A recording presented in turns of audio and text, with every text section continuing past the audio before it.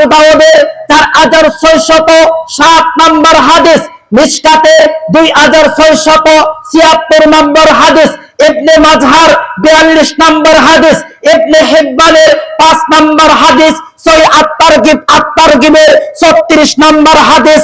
রাসূল সাল্লাল্লাহু আলাইহি ওয়াসাল্লাম বলছেন, শোনো পৃথিবীর মানুষ, শোনো পৃথিবীর মানুষ, আমি একদিন দুনিয়াতে থাকব না, আমি একদিন ইন্তেকাল করব, আমি একদিন মারা যাব। কিন্তু আমি মারা যাওয়ার পরে যারা তোমরা থাকবা তারা শুনে রাখো, তোমরা দেখতে পারবা দুনিয়াতে অনেক মতভেদ, দুনিয়াতে অনেক মতানৈক্য, দুনিয়াতে অনেক ইখতিলাফ তোমরা দেখতে পারবা। এই হুজুর এক কথা বলে, ওই হুজুর এক কথা বলে, হুজুরে মিল নাই। এই মুফতি এক ফতোয়া দেয়, আরেক মুফতি আরেক ফতোয়া দেয়, মুফতি মিল নাই, হুজুরে মিল নাই, বক্তা মিল নাই, ইমামে মিল নাই। যখন তোমরা এরকম ফিতনায় পরিণত হবা, এরকম সময়ে যখন তোমরা উপস্থিত হবা, শুনে রাখো আমার সাহাবীরা, শুনে রাখো, তখন তোমরা আমার সুন্নতকে আঁকড়ে ধরবা, আমার খুলাফায়ে রাশিদিনের সুন্নাতকে আঁকড়ে ধরবা, মারির দাঁত দিয়ে শক্ত করে আঁকড়ে ধরবা, এমন ভাবে ধরবা মারির দাঁত দিয়ে শক্ত করে আঁকড়ে ধরলে যেরকম ছুটিয়ে নেওয়া যায় না, মারির দাঁত দিয়ে যেরকম ধরলে ছুটিয়ে নেওয়া যায় না, আমলের মাধ্যমে এরকম ভাবে আমার সুন্নতকে আঁকড়ে ধরবা, এভাবেই ধরবা, এভাবেই ধরতে হবে, এভাবেই আঁকড়ে ধরবা।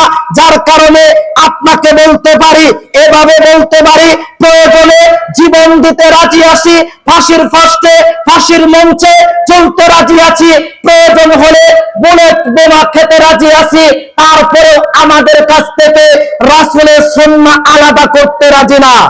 রাজি আছেন? প্রয়োজনে জীবন দিব, প্রয়োজনে রক্ত দিব, প্রয়োজনে ফাঁসির মঞ্চে ঝুলে থাকবো, প্রয়োজনে শরীরে বুলেট বোমা খাবো, তারপরে নিজের জীবন থেকে, নিজের চলার ক্ষেত্রে রাসূলের সুন্নাহ থেকে দূরে থাকতে রাজি নই, রাসূলের সুন্নাহ আলাদা করতে রাজি নই। আমাদেরকে অনেকেই বলে রাসূলের সুন্নাহ নাকি ছোটখাটো বিষয়, এরকম বিষয় নিয়ে আমরা যেন বক্তব্য না নেই। জি না, রাসূলের সুন্নাহ সাহাবীদের কাছে ছিল প্রাণের চেয়ে দাবি, আর আমাদের কাছে রাসূলের সুন্নাহ হচ্ছে জীবনের চাইতেও দামি। জীবনের চাইতে রাসূলের সুন্নাহ আমাদের কাছে দামি।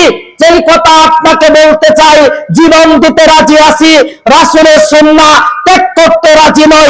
যেই কথা আপনাকে বলতে চাই, আমি তামজিদ আগে সহিহ আকীদা গ্রহণ করিনি, আমি তামজিদ আগে আহলুল হাদিস গ্রহণ করিনি, আমি সহ আমার বাপ দাদা সমাজবাসী সবাই হচ্ছে মাযহাবী, আমি আগে সহিহ আকীদা গ্রহণ করিনি। আগে আমি দেখছি এই লোকটা কেন বুকের উপরে হাত বাঁধে, আমি আগে দেখছি এই লোকটা কেন নামাজের মধ্যে রসল আদান করে, আমি দেখছি এই লোকটা কেন জোরে আমিন বলে, আমি আগে দেখছি লোকটা কেন পায়ের সাথে পা মিলায়, আমি আগে দেখছি লোকটা কেন জানাজার নামাজের মধ্যে সূরা ফাতিহা পাঠ করে, এটা আমি দেখছি, তারপর আমল করছি, এই আমলের মাধ্যমে তাওহীদের সন্তান পেয়েছি। এজন্য বলতে চাই, জীবন